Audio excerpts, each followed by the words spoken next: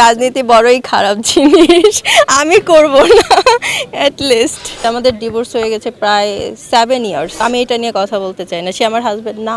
সাকিব আল হাসান তো সবাই পছন্দ করতো, রাজনীতিতে গেছে এই জন্যই কেউ পছন্দ করতেছে না। সো ওর দরকার ছিল না, ওর তো অনেক টাকা। যে যার প্রফেশনে আছে সেটা থাকাই বেটার, সেটা নিয়ে থাকাই বেটার, এর বাইরে যাওয়া উচিত না আসলে। এই ব্যাপারে আমি কিছু বলতে চাই না ভাই, আমাদের ডিভোর্স হয়ে গেছে অনেক আগে, প্রায় 6-7 বছর আগে। সো সে তার মতো ছিল, আমি আমার মতো আমার ছেলেকে নিয়ে আছি।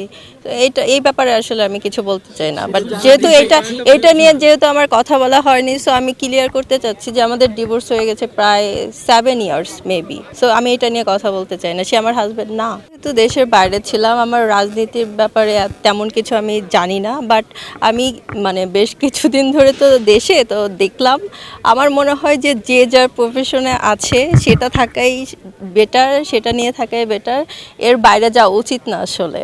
রাজনীতি বড়ই খারাপ জিনিস, আমি করব না অ্যাট লিস্ট। আমি যেই দল থাকবে আমি তার দলে।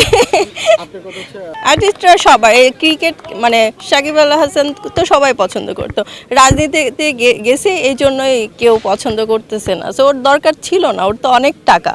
সো দরকার ছিল না রাজনীতি করার, কেন গেল? এটা তো অনেক এক্সাইটিং একটা ব্যাপার। মানে আমরা যখন অভিনয় করি তখন সবার সাথে কিন্তু দেখা হচ্ছে না, আর এইটা হচ্ছে একটা মিলন মেলা, সবার সাথে দেখা হচ্ছে, কথা হচ্ছে, আমরা খেলতেছি, এনজয় করতেছি, ভালো লাগছে। কারণ সব সময় তো দেখা হয় না, সব সময় এইরকম অ্যারেঞ্জমেন্ট হয় না। তো সব মিলিয়ে ভালো লাগছে। এটা আমাদের টিম তো আপনারা দেখলেনই খেলা, আমাদের টিম অনেক ভালো করেছে। ইনশাল্লাহ ট্রফিটা আমরাই নিয়ে যেতে পারবো।